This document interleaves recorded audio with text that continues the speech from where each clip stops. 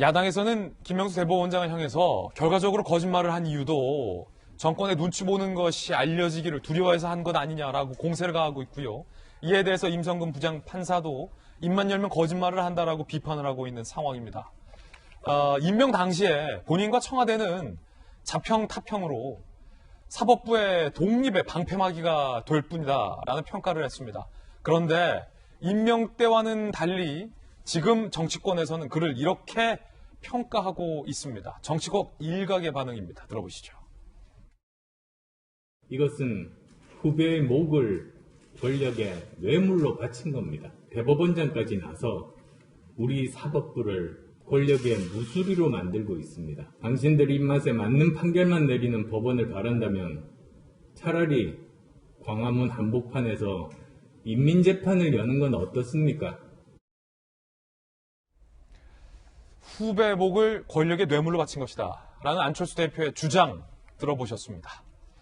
이재명 기자, 앞선 노치록 내용 중에 김명수 대법원장이 대법원장으로서 사표를 들고 온 후배 판사에게 후배 판사를 향해서 추진하겠다는 여권의 탄핵 움직임에 대해서 굉장히 신랄하게 비판을 합니다. 탄핵을 하겠다고 설치고 있다라는 표현을 하면서 여당이 추진하고자 했던 당시에 판사 탄핵에 대해서는 동의할 수도 없고 실효성도 없는 것이다 라고 매우 적나라하게 비판을 하는 대목이 들어있는데, 본인이 청문회 당시에 사법부의 방패막이가 되겠다라고 국민들 앞에 약속을 했으면서 여당의 판사 탄핵에 대해서 그런 소신을 갖고 있다면 왜 지금까지 단 한 번도 대법원장으로서 공개적으로 여권의 탄핵 움직임에 대해서 비판을 하지 않고 있다가 본인의 거짓말이 들통나자 이제 와서 국회의 판사 탄핵에 대해서 유감이다라는 말을 하는 겁니까?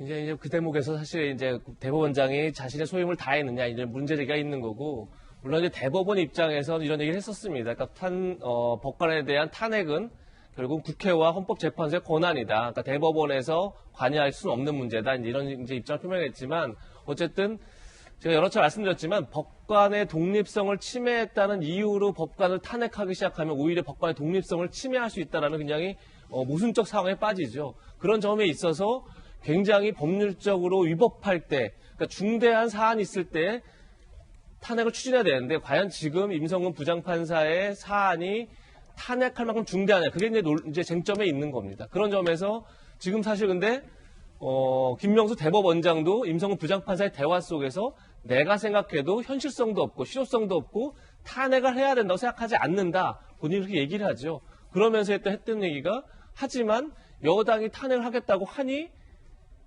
나도 정치적 상황을 고려하지 않을 수 없다, 이렇게 얘기한 겁니다. 그러다 보니까 지금 저희가 얘기한 것처럼 과연 본인에게 부여된 법관의 독립성을 지켜야 하는 어떤 대법원장의 소임을 다했느냐, 이런 문제가 제기되는 건데, 또 하나는 이겁니다. 저 상황 자체가 임성근 부장판사가 본인의 사표를 제출한 겁니다.